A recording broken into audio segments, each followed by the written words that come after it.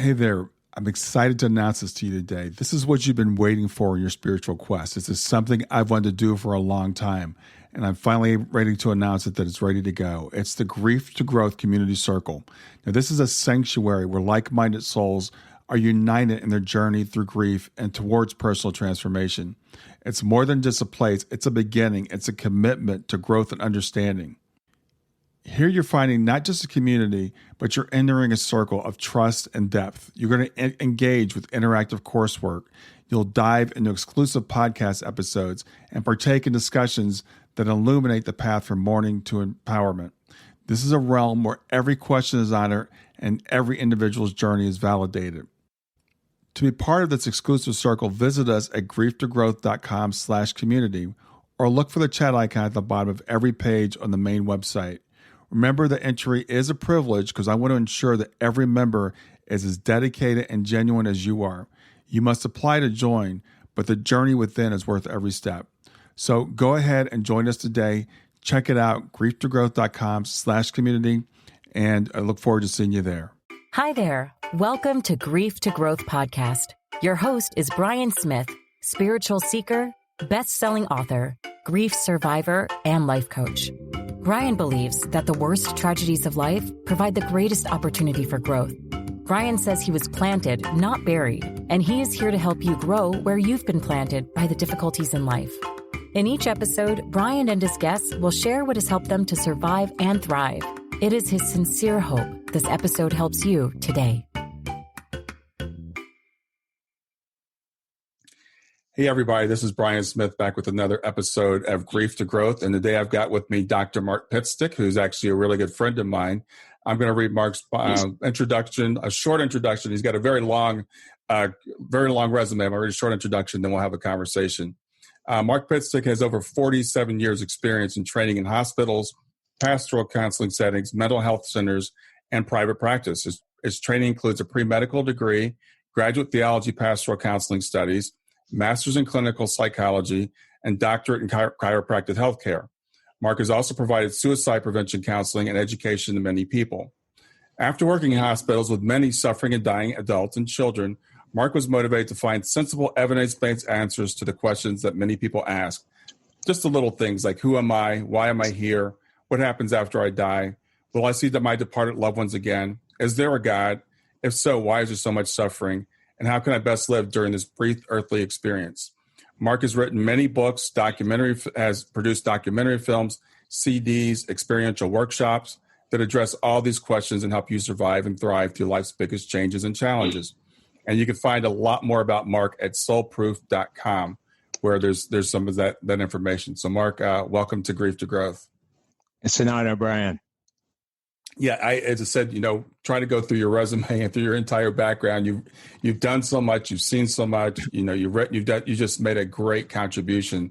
So where does it kind of start? Where did this drive for you to explore the big questions of life? Where did that start? Yeah, I think as part of my soul's mission, my parents tell me that when I was 6 years old, they were showing me a beautiful sunset, and I told them it reminded me of God. Now, we went to Lutheran church. It was always God the Father, this and that. There are big paintings. He was a white guy with long hair and beard sitting on a throne. Mm-hmm. So they were perplexed as to why I would equate the Creator with the beautiful sunset. They only told me that, by the way, 20 years later when I was in theology school. And there were a couple other events where people who could read auras or see energy were like, oh my God, I've only seen two of you in my whole life. And they were in their 70s. And they said, you are a blueprinter, you are a teaching soul, you're the kind of soul that rarely comes to earth. And now I can see why. And you came here with big missions. And I said, yeah, I eat, drink, and sleep it. When I was a kid, it's like I had to learn how to fit in, how to be a normal earthling, because earthly ways seemed strange to me. When I saw the Robert Heinlein book, Stranger in a Strange Land, I'm like, that's my life story. Yeah. So when I was 19, a couple things happened. First of all, I learned about yoga and meditation. And secondly, I started working in hospitals and pretty quickly got to the point where I was doing almost all ICU and ER work, cardiopulmonary resuscitation, breathing tube down the lungs, arterial blood gas punctures, pretty heavy stuff for 19 and 20-year-old. Wow. Almost every shift, I would be with one or more people who died. Mm-hmm. And seeing that, especially in the first hospital, they had a pediatric ward, seeing little kids, killed in accidents or sometimes abused, it just drove me to my knees. And everything I'd been taught, God is all loving, all knowing, all powerful, just sounded like a whole bunch of BS. But it was a wonderful thing. It launched me on decades of searching. And now I feel like I have great answers, in many cases, evidence-based answers to all the questions you posed in the intro. Mm-hmm. Yeah, and it's interesting because a lot of times when people find themselves in a situation like that, it drives them the other way. It drives them to materialism or atheism, where they say, well, there can't be any meaning or purpose because I see all this suffering. I think that's kind of the easy, quick answer, but that wasn't satisfactory to you. Yeah, it's kind of like we say in Helping Parents Heal. When something horrible happens, it can make you better or bitter. And in my case, I call myself an agnostic because I really didn't know. And Mm-hmm. that's one reason I went to theology school instead of medical school, because I wanted to find out for myself, what was the biblical history? What was the early words behind some of these teachings that didn't make sense? You shall fear the Lord thy God, and you got a loving God who would let you or send you to fiery eternal hell forever. And you have obvious discrepancies that most kids spotted and said, well, that didn't make sense. Yeah. So I searched, and I actually kept cardboard boxes, everything I would read, think of, hear on the radio, and so on. And finally, I had several big boxes of notes, and I thought, I have a book here. And that's when I wrote the first book, Soul Proof, in the late 1990s. So it's interesting. Also, you mentioned theology school, because I've heard for a lot of people that go to theology school, that's what kicks off atheism for them. They become pastors, but they don't really believe it. Yeah. Well, I would say most that I've spoken to, they believe in a different kind of God. They reject that deistic, primitive, 2,000 plus years ago image and see a more creative, loving force, energy. But how do most people without a background for understanding that, how do most people understand that? They usually don't have a support system for that. Mm-hmm. So they just know they reject the archaic images that don't make sense. Yeah, that's a really interesting thing. As you were saying that, I'm thinking about, but they're still teaching it every Sunday, for the most part. A lot of them are still teaching this God that they really don't believe in. And frankly, it's a very primitive view of God. It's a very primary view. And as you were saying how you felt growing up, that's how I felt. I was like, this world doesn't make any sense to me. And when I realized I was a separate being, that didn't make any sense to me. When I realized this God was so angry, why is he so mad at me? And eternal hell, they're like, well, you deserve eternal punishment just because of the fact you were born. I was, what? And I never understood that. Yeah. Original sin. That's another one. Just like, what? I was blessed with some clairaudient experiences. I couldn't make a living on it.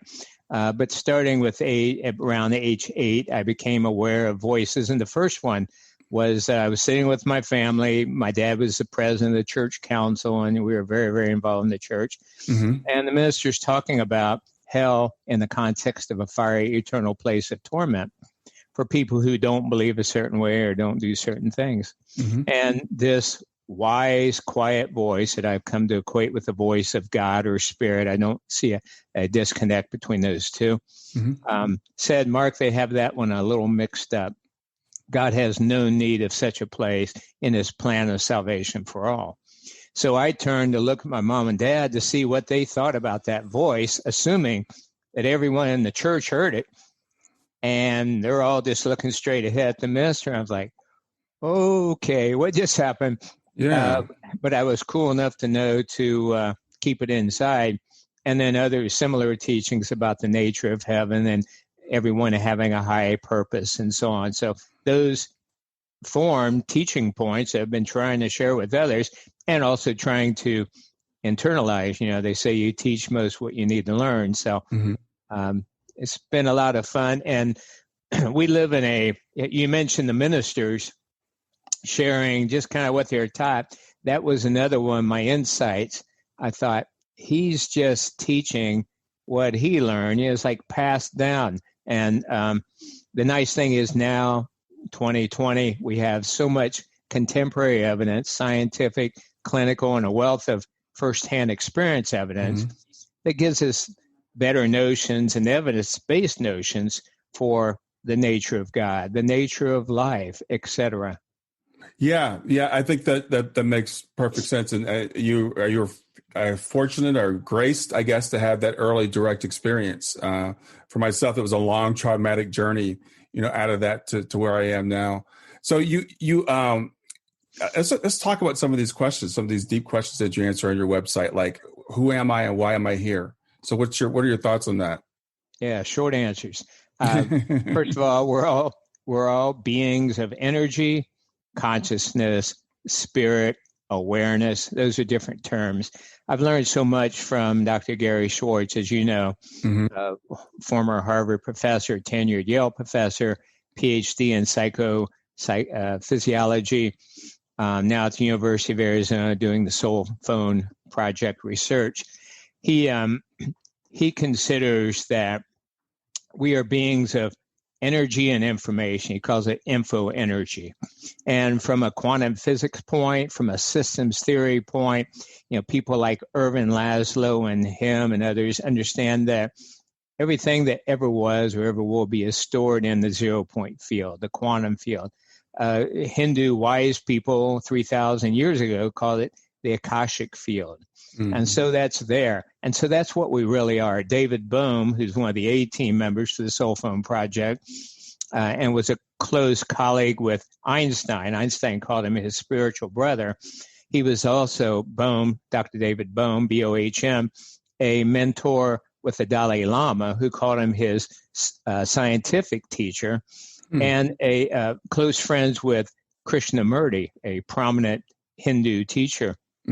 Well, he merged Hindu mysticism understandings with higher mathematics and quantum physics. And he said that life is like a sea of energy. And periodically, and that's God, okay? Or that's all that is, whatever you want to call it. And periodically, there'll be a ripple of excitation on this sea of energy. Now, depending on the observer's point, that can look just like another, wow, a great experience, or it can look like, for most humans, oh my God, that's horrible. I'm looking at beautiful Shana behind you. And I know it's so tough, but the human reaction is, oh my God, my daughter died. When in fact, nobody really dies. You all are soulmates. You all are beings of energy. And what Ram Dass called the only dance there is, this dance of energy, love, life unfolding, a series of adventures. So that's who we are. Yeah, that's a great answer. I think that's and it's interesting because I'm actually reading a book by a guy right now named Bernardo Kastrup, and I've been trying to get him on my show, and I finally have him. So hopefully that interview will actually come off. And he talks about a philosophy called idealism, which, as I'm listening to it, as I'm starting to understand it, it sounds a whole lot like Hinduism. The 0-point field sounds a lot like Brahman. This concept of potentiality that we in the West call, God, the source of everything that is the what we all rise out of and we're all part of. So it's really interesting. It's fascinating. And the more we understand about it, the more we are free. I'm convinced that great teachers like Jesus and others were teaching this very thing. But then the powers that be took hold of it and turned into a fearful, controlling mechanism to wean money from people and control them. When there's something called the Jefferson Bible, that Thomas Jefferson had just the words of Jesus taken out. And that occurred to me when I was young. I was like, a lot of this doesn't make sense. But then when I read the words attributed to Jesus, they make more sense. So he said, you shall know the truth, and the truth shall set you free. Things like, we don't really die, and I and the Father are one, and so are you. Follow the golden rule and so on, just really basics. But one other thing I like to add about who we are, there's also the concept of multilocation. Some people may be familiar with it through bilocation or parallel realities, simultaneous realities. And there's some good evidence for it. I first became aware of it through Native American teachings. A couple of my dear friends are Native American teachers, and oh my God, what a wealth of wisdom those people had we only honored it and learned from it instead of casting them out. Anyway, I saw paintings in profile of a brave, and then above the brave, a bear, and then an eagle, and then tree and star and moon, and then the cosmos. And that was their way of teaching that we're not just this physical being like the brave, we're all of that. We can experience life through it. We're all interconnected and so on. So then you have people like Michael Newton, PhD, founder of Life Between Lives Therapy. And he and his team have done, I think, 50,000 now different cases, deep hypnotic sessions with people as they have a chance to remember their time before they came to Earth. These people from all over the world, they certainly didn't get together and correlate this and make up stories. And their descriptions of life before life, life between lives, is very, very similar. Well, one of the reports is that on average, only 25% or so of a person's energy, consciousness, being, soul, whatever you want, is needed to manifest in this time and place. The rest can be experiencing life in different ways, formed or formless, and part of it may never leave home. And so in that sense, we are always with God. We are always together. That's one of the things I share when I counsel bereaved parents. I say, if you can wrap your head around it at the same time you're grieving, and I know it's horribly difficult, but it can lighten us some to consider, and again, good evidence behind it, that you and your child might be together right now in just a very real sense as you were together before his or her body died. Right. And you're looking down at this saying, wow, mom's sure having a tough time with this. I hope she remembers, because we planned this beautiful adventure that if she can have a breakthrough, move from a bereaved parent to a shining light parent, it'll bless so many people and it'll teach her lessons that serve her for forever. So that's how far out who we are is. Yeah, that's as we were going through that, it's interesting to me how faith, we call faith, religion, revealed philosophy, whatever you call it, revealed knowledge, how that's starting to merge, I think, with what science is telling us. Oh, and I look at science as starting to finally catch up, right? So these mystics have known this for a very long time. We know it intuitively in our souls, and it comes up through our intellect, and we tell it in stories and stuff. But with our Western mentality, our materialistic mentality, we've said, well, no, that can't possibly be true. And now we're finally getting the tools to find out, yeah, this stuff is actually really true. Yeah, I encourage people to look at the contemporary evidence, and I share a lot of that in my book, Soul Proof. Dr. Schwartz and I also did in our book, Greater Reality Living, to look at the what Aldous Huxley called the perennial philosophy, the golden threads that run through all the major religions, some of which I just mentioned. And then also to trust their inner experiences, their inner voice. And I think the combination of all that, and you've got a pretty good grasp of the nature of reality. Yeah, that reminds me, I was talking with a friend the other day who's, I would say agnostic, but more leaning towards materialistic. And we were talking about death, and she said, I fear not existing anymore. And I said, I was telling her, I've worked with Kelvin Chen a little bit, and he wrote a book about overcoming the fear of death. And the first belief system he calls is the one we fear we're not going to exist. But I said to her, well, it doesn't logically make sense to fear that you're not going to exist, because if you don't exist, you won't be there to experience a non-existence. But I think something intuitively tells us that we are eternal, and so when we fear not existing, what we actually fear is like being in a void. We think we're going to die and not have any experience. I don't think we can even imagine not existing. Stay with us. We'll be right back. Hey there, something I want to tell you about today. My podcast platform, Buzzsprout, has recently made it easier for me to allow you to support me financially.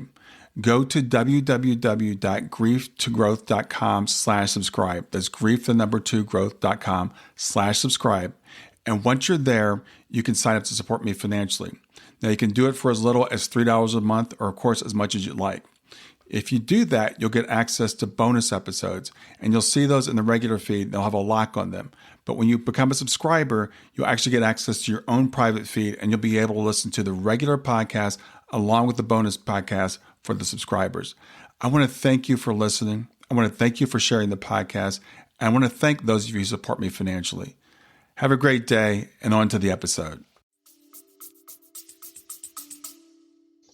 Well, we now know for your viewers, without a doubt, that consciousness survives after bodily death. It's not a question anymore. And so that's just part of what we're sharing. And we'll be able to make that statement even more strongly and say scientific proof in 6 months from now. So it's a wonderful time to be alive. And I hope people use that information to be free, to relax, to enjoy life. There's one other angle on that, though. You know, the concept that we create our own realities by our predominant thoughts, words, and deeds. So people who believe that there's nothing and have a certain fear of death, it's going to affect them now. And perhaps when they pass on, that will be their reality for a short time. There's some evidence that a person's belief carries over, at least initially. Mm-hmm. So they'd be like, okay, well, I'm dead. There's nothing because there's nothing after you die. And then I'm like, wait a minute, who's thinking? Who's talking? What's that light over there? So it's a lot of fun. Yeah, well, yes, I've heard people have near-death experiences that do experience what they call nothing for a short period of time. And as you said, then they just kind of come to the thought, well, then if there's nothing, then who's thinking this? Yeah. But yeah, it's, as we learn these things, we can kind of chuckle about them, but it's a real dilemma for a lot of people. It's a real fear. And I've had so many people say to me, you believe all this stuff. There's no evidence for it. There's no evidence for mediumship. There's no evidence that we survive after we die. So what would you say to someone that says that to you, Mark? Well, I would just kindly say they're not informed. And I won't use the ignorant word. I would just say nicely, they haven't taken the time, or perhaps they don't know where to get informed. And again, tons of evidence, scientific, clinical, and experiential. And let me break that down a little bit. Mm-hmm. Scientific refers to research is done in a university laboratory using control groups that's replicated, multi-centered studies. These are all big words, but important. Mm-hmm. Double-blinded conditions. And then the results are reported in a peer-reviewed scientific journal and then replicated by other labs. That has occurred now in two areas. First of all, that at least some mediums are highly evidential and the real deal. And that's reported in Dr. Schwartz's book, The Afterlife Experiments, mm-hmm. and collaborated by 5 different universities and 4 institutes. And then the second area that's been scientifically proven is that life continues after bodily death. Again, that's been definitively demonstrated scientifically in multi-centered studies now and getting ready to be at 6 different universities and institutes. So there's no question about those two areas, that at least some evidential mediums are real, mm-hmm. and they're really communicating with, quote, departed people, and then that life continues on. Then there's clinical evidence, which are things like near-death experiences, out-of-body experiences, shared death experiences, after-death communications, etc. That is research done by physicians, university professors, and others in clinical settings. For example, Ken Ring, a good friend of mine, mm-hmm. professor emeritus, University of Connecticut, so Ken Ring, PhD, he and PMH Atwater have done the most research on near-death experiences than anybody on the planet. And Dr. Ring reports there are about 10,000 documented cases of NDEs. And by documented, he means this: while they're clinically dead, their eyes are shut, they're not breathing, or their hearts beat, or their brain activities stop, their consciousness nonetheless continued to see events inside the resuscitation area. After a while, got bored down the hall, on top of the hospital, outside the hospital. Later, upon successful resuscitation without any exposure to family or friends from whom they could have learned these details, these people reported great details of what happened while they were being worked on. A doctor bent over and his pen fell out of his pocket and rolled over toward the window. I mean, how can they know this? An old tennis shoe on top. And again, if there were one of those, you could discount it, 10,000. Mm-hmm. Dr. Ring assembled a team of visual experts, ophthalmologists, and so on, to look at this question: how do you see correctly when your eyes are closed and you're clinically dead? By the way, Brian, some of these cases have occurred in people who were blind, some of whom were blind from birth. Mm-hmm. And these optical specialists said, we have no explanation for it unless indeed consciousness continues after bodily death. So I would say to those people, relax, mm-hmm. give yourself a break, take some time, buy a few books, visit my website, soulproof.com, 70 free articles, lots of free radio shows with Wayne Dyer and Michael Newton and Brian Weiss, the best of the best. So take time to educate yourself about it because, what's the saying in the Bible? Seek ye first. I'm getting teared up saying it, so it must be important. Seek ye first the kingdom of God, and all else will be added unto you. Mm-hmm. And so, do that. Skip a little TV for God's sake. So what if you don't know the latest going on with the Kardashians? Educate yourself about who you are, why you're here, who walks beside you always, and then you can really enjoy life. It changes the whole game. Yeah, to be fair to those people, though, we do have this paradigm where we worship scientists, and it's actually, some people call it scientism. We have this idea that it's got to come from a scientist, and we most of our scientists, I think it's fair to say, have a materialistic paradigm, and it's almost considered ignorant to believe in the afterlife. And when I've approached people, and I can think of one sincere person came to me. She was very agnostic, pretty much atheistic, but she wanted to explore. Now I give her full credit because she said, "I think mediumship is fake. I don't think it's real at all." She said, "Brian, tell me the best medium you know, and I'll go to them, and I'm going to prove it's fake." So I gave her the name of my friend, Carolyn Clapper, and she had a reading with Carolyn, and Carolyn made her a believer. And so, and I've had people come to me and say, "Well, Brian, there's no evidence of any of this." And I'm like, I send them to soulproof.com, or I tell them about Gary Schwartz, and I'm like, I read the Afterlife Experiments, 20 years ago, I think it's been now, right when it first came out. And I was stunned that it was actually a researcher that had taken mediums, and I don't know how many blind levels it was, 3 or 4 levels of blinding, where the medium never met the sitter, and the person with the medium didn't know who the sitter was, and the sitter didn't know who the medium was, and nobody knew anybody. And these guys were getting evidence that you and I would call proof. Gary would say is a strong indicator, I guess, but you and I would call proof that mediumship is real. Yeah, 90% success rate for these mediums versus 23% for the control group who didn't have any, at least developed mediumistic abilities. Mm-hmm. And as you say, his research was observed by a team of scientists, magicians, videographers. No one could find any flaw in the methodology of the practice. Sometimes the mediums and the sitters were in separate rooms. The mediums didn't even hear the sitter's voice.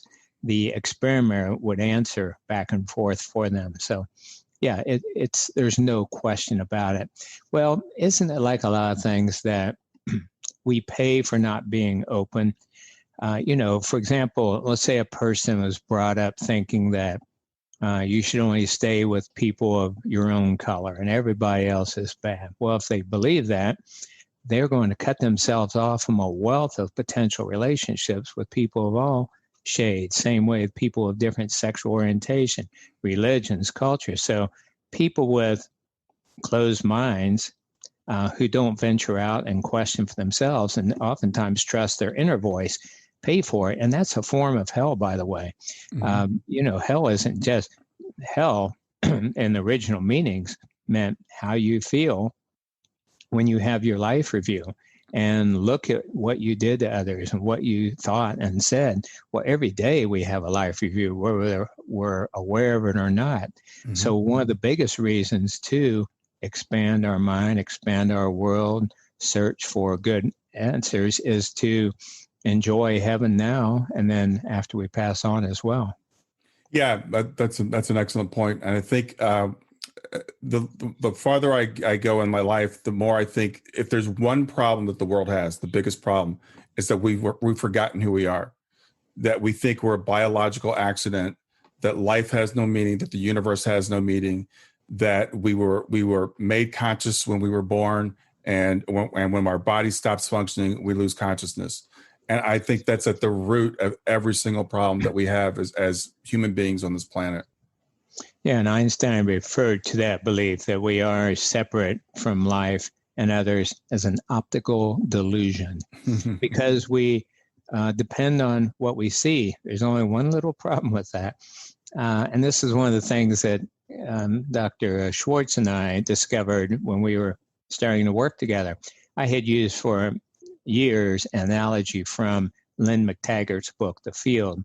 She interviewed top quantum physicists, and they said that if all the light and energy, again, that's the most absolute nature of reality, if all the light and energy in our world were the size of Mount Everest, the portion the average human can perceive with their five senses would be the size of a golf ball.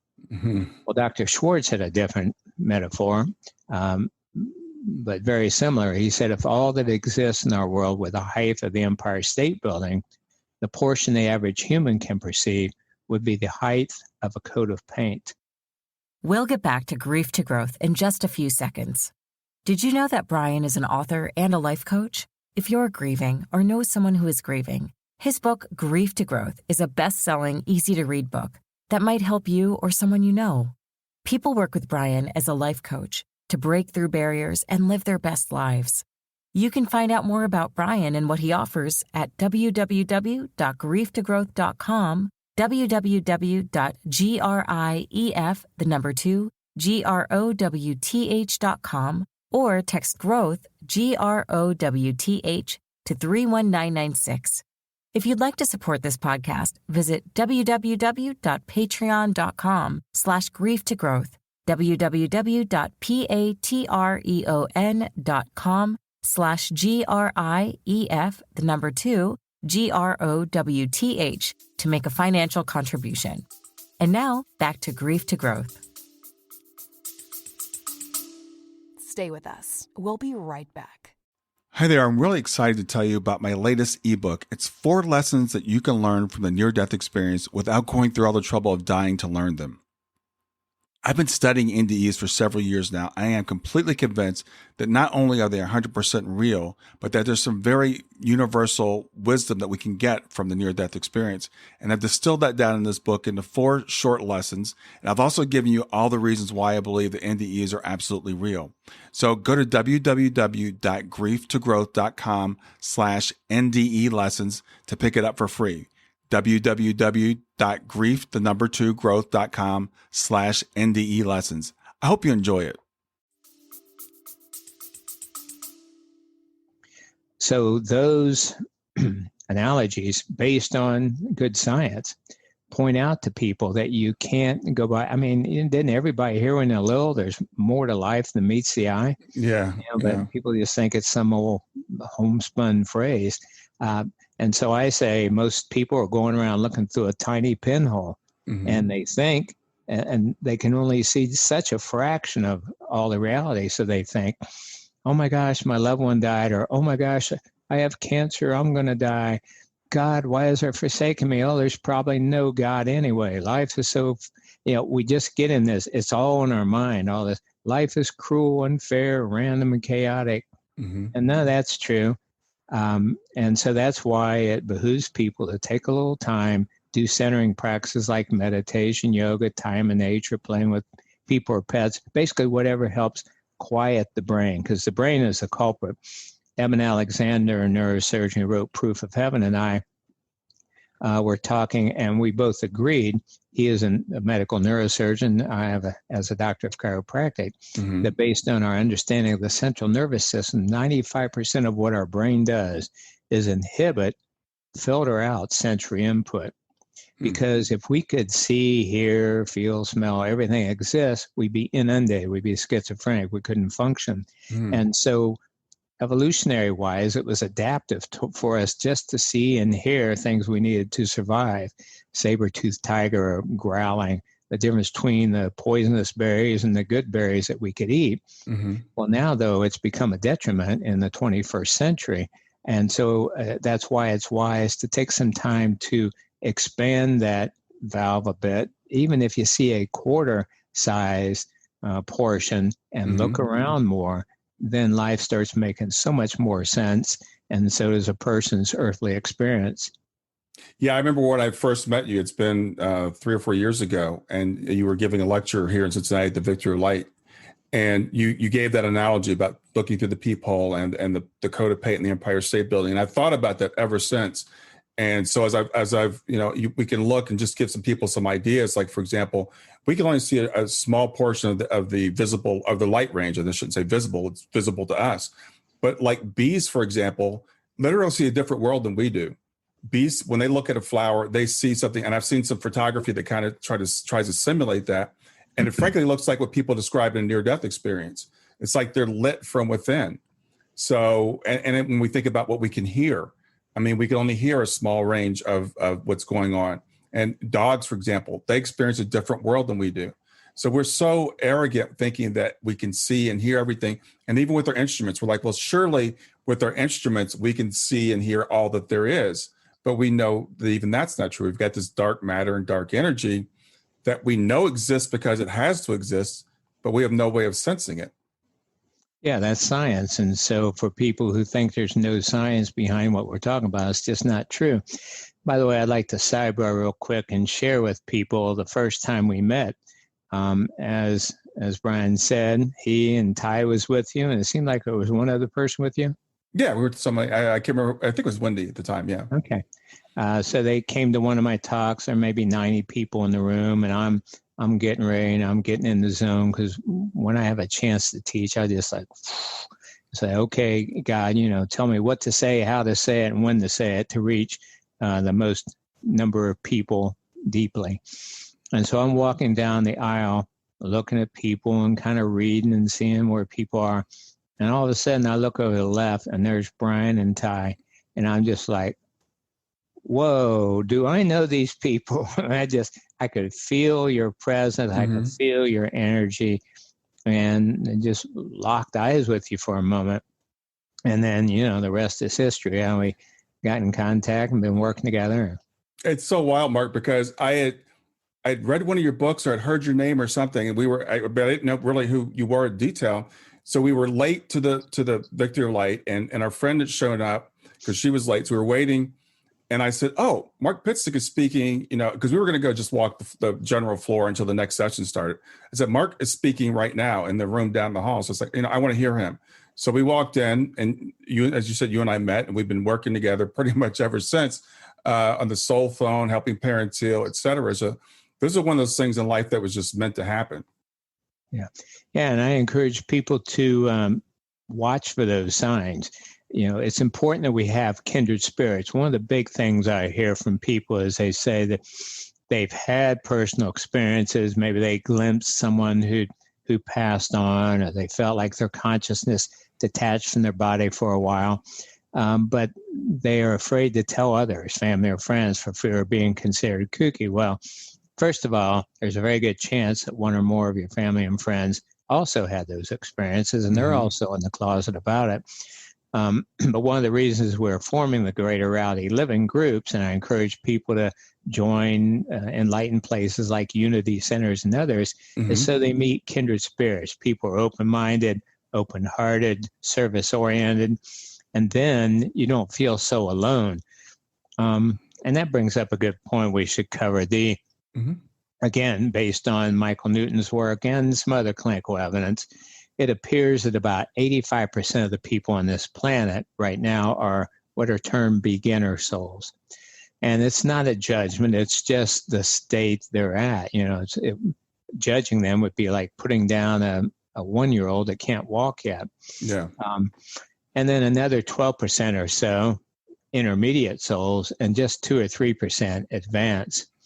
Well, people watching your show likely are advanced and intermediate. And I just wrote an article, for example, number 67 or something on soulproof.com about optimal relationships for more evolved people. Because living on earth is very tricky in a number of ways for people who are partially awakened. And that's why it's important to have kindred spirits, to take better care of the physical plan so your personal energy and your body and brain are more on the same wavelength, etc. That's a really good point. It's interesting. I've heard something similar to that before because, frankly, a lot of us, the people I hang out with, like yourself and other, we look around the world, we're like, what is wrong? Why don't people get this? Why are we fighting? Why aren't we taking care of each other? Isn't this obvious that, we should be doing better? And that's, I guess, a great explanation. I think the thing is, we know we're constantly evolving, and we know there's always going to be someone who's ahead of us. And there's always going to be someone who's, behind us, for lack of a better way of putting it. But Earth seems to be kind of a beginner school. It just looks that way to me too. So that makes sense to me. Yeah. Years ago, I read a channel book by Pat Rodegast for a collective entity called Abraham. And he said, do not, I'm getting teared up. Do not mourn, and this is paraphrasing, but do not mourn for the suffering you see on earth. Where else would souls go to learn basic lessons? And so, this is like kindergarten in the universe, but important. There's one other thing that I encourage people to consider, and I just wrote an article on this about contrast souls. So things are not always as they seem, and this is why we just have that, okay, whatever, I'm going to look for the silver lining here, no matter what happens, because there's some good evidence, and I present some of it in the article, that some people who appear to be ignorant, cruel, etc., are actually more evolved souls who are purposely taking on, out of love, a limiting outer countenance to push people's buttons, to trigger people to do work that they wouldn't have otherwise if they hadn't met this, quote, mean and bad person. Same way with people who are really sick. I forget where I was reading, but the report was that some higher souls, sometimes even guides, will agree to come to Earth with, again, just part of their energy and be a really sick invalid person. Why?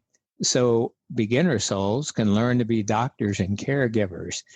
So that's, when you get this kind of information, again, with some clinical evidence behind it, that's when you step back and say things like, it's all good, it's all God. Or Dr. Schwartz and I were talking the other day about the saying I heard from the teacher Ram Dass, suffering is grace, suffering is bliss. Those kinds of seeming paradoxes. And again, it allows us to relax, do what we feel we came here to do, enjoy life, and don't worry about it. It's like the Jackson Browne song, in the end, it's a blink of an eye. And it truly is, whether we lived 105 or 5 in the span of eternity, which is forever. Yeah, that's an interesting perspective. And I was going to ask you, the next question is, why is there suffering? But I think you've already started to touch on that. Because people will say, well, if there's a God, if there's a loving, all-powerful God, then why do all these bad things happen? And we label these things as bad. Yeah. I remember when I saw the movie Oh God with John Denver and George Burns, and John was asking him those questions as God. And I think I even quote this in my book, Soul Proof. And George Burns, as God was saying, I don't create the suffering. I don't allow the suffering. You do. I gave you this beautiful planet and everything on it. Now it's up to you to love one another or to kill one another. So God is not a puppet master, a dictator, a robot maker. And God is, again, not a big guy in the sky. we're all part of God. We're interconnected. So that's one reason they're suffering, because humans create it. Mm-hmm. Another is, and Buddhists probably say it the most succinctly, why is there suffering? Two reasons: opportunities to grow and to serve others. Yeah. Because if life were perfect and easy all the time, most of us wouldn't dig deeper, learn, and we may not be motivated to then reach out and serve others, just like you've done as a way to transcend your grieving. Yeah, I don't know if I came up with this or not, but I have this thought experiment that I would do with myself and say, okay, what if the world were perfect? If everything were literally perfect, every wish I had was fulfilled the moment it happened, nothing nothing contradicted any of my wishes. It wouldn't be real, because there'd be nothing outside of myself. As soon as there's anything outside of myself, it's going to contradict, what would be perfect to me. So there'd be no experience.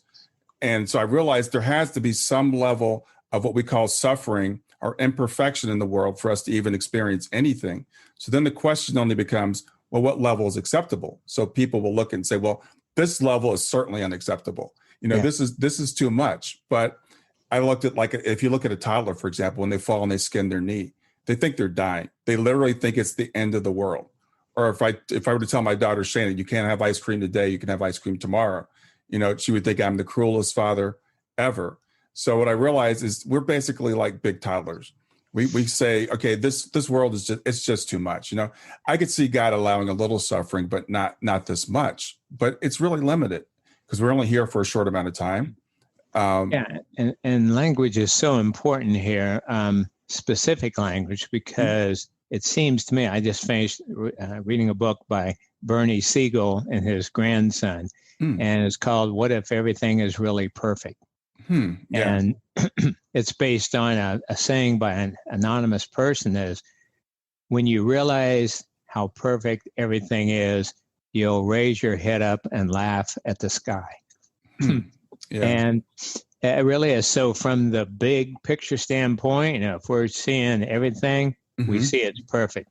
But when we're looking through even the quarter size, there are some areas that certainly don't seem perfect. So that's the task for the awakening person, to take this incarnation seriously, to have compassion for others, to do what we can to alleviate suffering, and at the same time, remember the big picture. And that's tricky. It's been compared as like walking on a razor's edge. Yeah, I was talking with a client the other day, and I was just telling that same thing. It's about balancing, and it's about. So when we get too far on the everything is perfect, it doesn't matter side, because it's all going to be okay in the end, then that makes us no earthly good, and that's not what we're here for. But when we get too far down in the weeds and say it's terrible, I can't stand it because it's the worst thing ever, we've got to move back towards the other balance where we take that higher perspective. So being a human is a very difficult thing to do.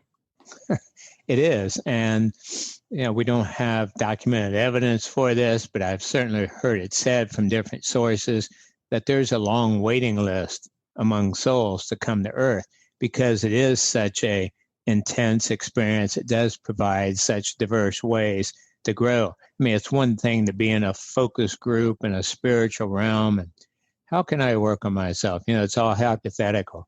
Yeah. When you come down here and the rubber hits the road, that's when you find out how much you really know. Well, we've touched on it a lot, but I want to talk about Soulproof, because there's such a wealth of information there. You've talked about, how many articles are there now? About 70?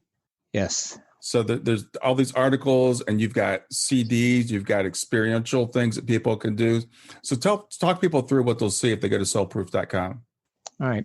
Yeah, there's 3 areas of free resources. I try to make all this affordable as possible to people. You do. So all these articles covering all the bases, most of the scientific evidence that life continues after bodily death, the clinical evidence, an article for bereaved parents, when your child changes worlds, when your loved one's body is murdered, when a loved one's physical form dies by suicide.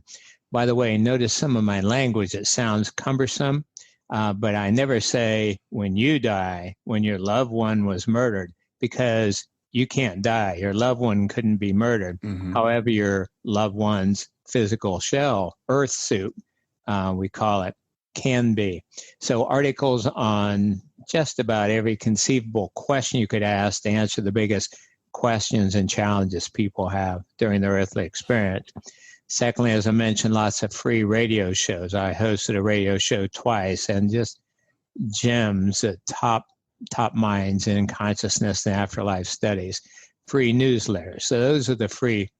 And then books, but they're all very affordably, like $15, for the books. Mm-hmm. Audio products, as you mentioned, 12 different ones. The digital downloads, $14.95. I mean, and what a person gets from that would cost you $250 with a therapist one-on-one, but it's like having me in the room where I take a person in the deep hypnosis, deep relaxation, and do things like past life regression, mm-hmm. pre-birth planning, identify your soul's missions. What would your life review be like today if you died, and how can you change it so when you do pass on, it's a work of art, etc. So there's a explanation of each one of those products. Then I do coaching and counseling, and I have to charge something for that for my time. Mm-hmm. So those are all the resources out there for people. That's excellent. And I've learned so much from your books and gone through some of your workshops, with you. You've given so much time to helping parents heal, helping, walk parents through those things. So for people who haven't had that opportunity, this is a great way to get to some of Mark's wisdom and knowledge at soulproof.com. So we have to talk, Mark. We have a few minutes left. We have to talk about the SoulPhone. So people, first of all, explain to people what it is. I'm the VP on the board. You're the director of the SoulPhone, but SoulPhone Foundation. Let's talk about what the SoulPhone is. How many minutes do we have? We've got about 10 minutes. Okay. I thought you said 2. No, we got 10 or 15 minutes. Well, the SoulPhone project is based on research done at the Laboratory for Advances in Consciousness and Health at the University of Arizona. Dr. Gary Schwartz, I mentioned, is the director of it. He has a team of electrical engineers, software specialists, optical physicists, evidential mediums, and other experts who help him with this research. He started, we mentioned his work with evidential mediums 20 plus years ago. Well, 20 years ago, he started getting tidbits of information from some of these evidential mediums independently. They would say, Gary, Albert Einstein keeps coming to me and saying, you're supposed to build technology to allow communication in between dimensions. And after several years of that, then he started working on his very first experiment in 2004, measuring different ways to capture the signal of spirit and create even basic yes-no binary communication with them. Well, now in 2020, we're working on what's called the electronic soul switch, which is a binary indicator, and there's different ways it can be done.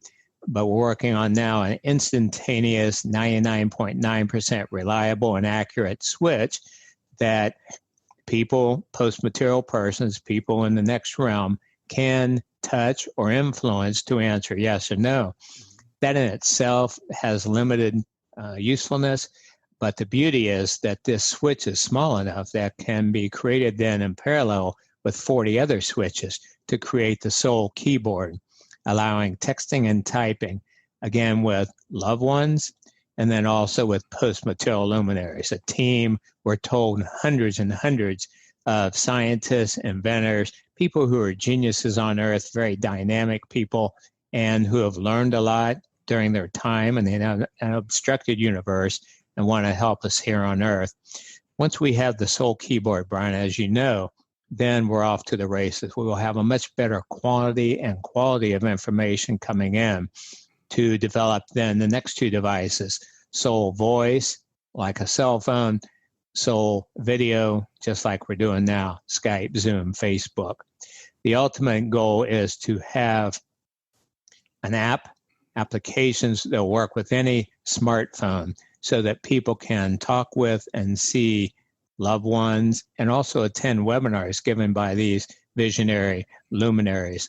The goal for the soul video is to have a 3D holographic form So it will be the next best thing to the person really being there, because you'll be seeing solidly. And I mean, it's used in some Las Vegas top clubs entertainment now, and they're quite real. So that's the SoulPhone project in a nutshell. It's happening. We appreciate funding that comes in. We have had a number of visionary donors who, and almost all of the team is volunteer. Dr. Schwartz and his wife Rhonda did not receive one penny. I've been working about 50 hours a week for 4 years, not one penny. We have our team of volunteers. So nobody's getting rich on this. Nobody's making anything, but it's a labor of love. I mean, it's how else could you make an impact on so many people in our world potentially as this? So we appreciate funders. We know it's just a matter of time before we receive large funding. I mean, we're only talking about $2 million or something to complete the electronic soul switch, and then perhaps that again to have a commercializable soul keyboard. So it's really not that much money. It's a matter of time before somebody learns it. What's coming up is multi-center studies I mentioned earlier. By the end of this year, having had the research replicated by 6 different universities or institutes, Dr. Schwartz's 3rd peer-reviewed scientific journal describing all this. And then the beginning of next year, using the electronic soul switch, what we call SEED events, which stands for SoulPhone Experience Ethics Demonstration. So these will be public demonstrations, probably virtual now, where people will see this technology working, see the results of it. Also launching during that time what are called HOPE sessions, which means have opportunity for post-material experience, which means individual clients can interact with the technology and get yes-no answers from their, quote, departed loved ones who are standing right beside them. There's so much you can do with yes or no. For example, you can ask 20 different questions. Half of the answers should be no, half should be yes. And the computer could show photos. So you could say, is this a picture of our dog when you were little? Answer is yes. Is this a picture of a birthday party we had last week? Answer should be no, because there was no birthday party. Did we go to Disney World for your 16th birthday? Yes or no, where the answer should be. So at the end of 20 of those questions, when they're answered 100% right, it's kind of like that Demi Moore moment in the movie Ghost, where she sees the penny floating in the air and like, oh my God, this is really real. And then that's that spiritually transformed experience that awakens a person's heart, opens their mind more, and then usually they're off and running, just like near-death experiences. Then they're less altruistic, materialistic, they're more loving, the more giving, more peaceful, etc. Yeah, one thing I want to say, because as people are hearing this, I'm trying to put myself in the mind of the public. It may sound fantastic. It may sound, unbelievable. So to relate it to some people, if you've had signs from your loved one, like Shana messes with my cell phone, or if you've seen lights flicker in the house, or if you've heard of instrumental trance communications or EVPs, all these things that have been documented, that have been going on for years, where spirit has been interacting with just normal devices. As we've had electronics, there's been a lot of this. So what I try to tell people, imagine you build a device that's highly sensitive just for this purpose. And then that's what Gary has been working on. And we've already got results. I mean, there's already results that, as you said, that are out there, but it's coming. It seems too good to be true, but I think it's really coming, in a very short period of time. Yeah, it's been a little frustrating. We've been working on this for 3 years, getting the word out, and we'll get emails from people say, well, the SoulPhone ever really happen, or is this a bunch of BS? But keep in mind, we've been trying to do this on a very small budget. Part-time electrical engineers, part-time software programmers. And so a project that could be done in a week by a full-time team may take months by these part-time people. But one thing about Dr. Schwartz and I and others, we don't give up. And we say we've already had the Wright brothers moment. There's some beautiful writings by Wilbur and Orville Wright after the first flights at Kitty Hawk. The first one only lasted 18 seconds and then crashed.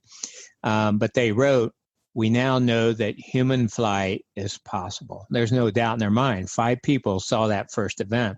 Mm-hmm. Well, we've already had our Wright brothers moment. We already know that life continues after bodily death, and communication with them, albeit at a basic level, yes, no, is possible.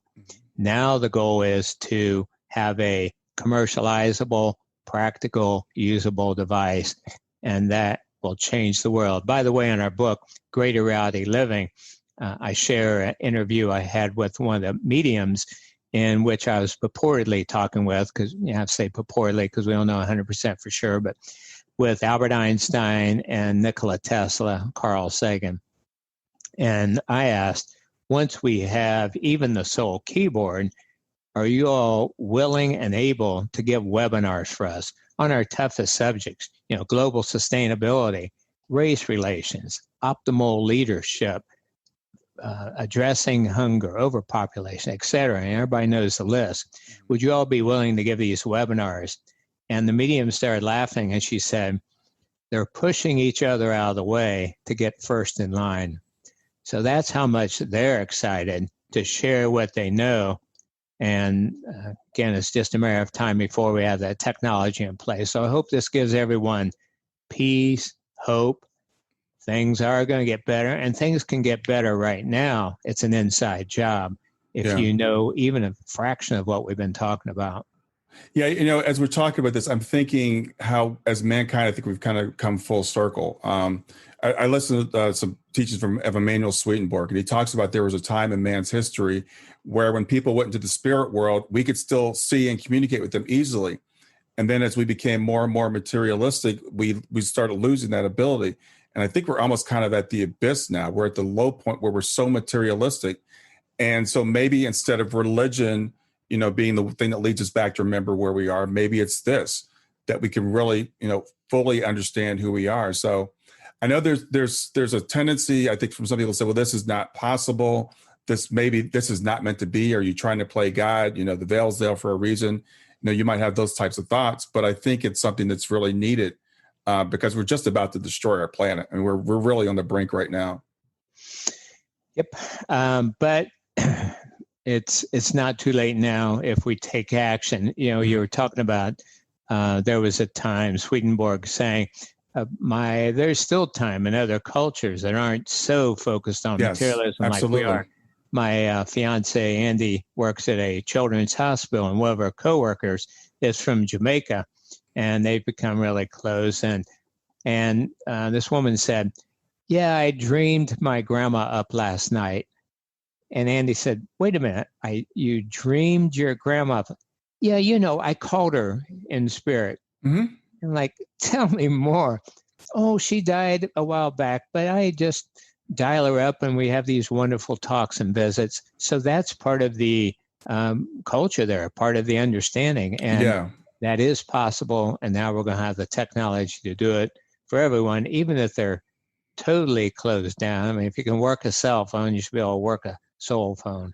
Yeah, well, that's a good point too, because I know Sonia Rinaldi's doing work where she's communicating into the spirit world, and people ask me about her and how that relates to the SoulPhone. I have a friend who's a physical medium. He can talk to spirit over an Apple Watch. He's figured out how to make how to talk to spirit over an Apple Watch, and he's got a microphone he can talk to them on. But what I've realized with those, they're physical mediums, and that's my belief with Sonia Rinaldi, because I can't take Sonia's equipment and replicate it. I can't do what she does. But with what Gary's working on with the SoulPhone project, this is independent of the operator. So it doesn't require someone to be whatever a physical medium is. They're bringing something to it that spirit is working through their body. Yeah. Obviously, there's been good results with different EVP and ITC approaches. But as you say, sometimes it's operator dependent.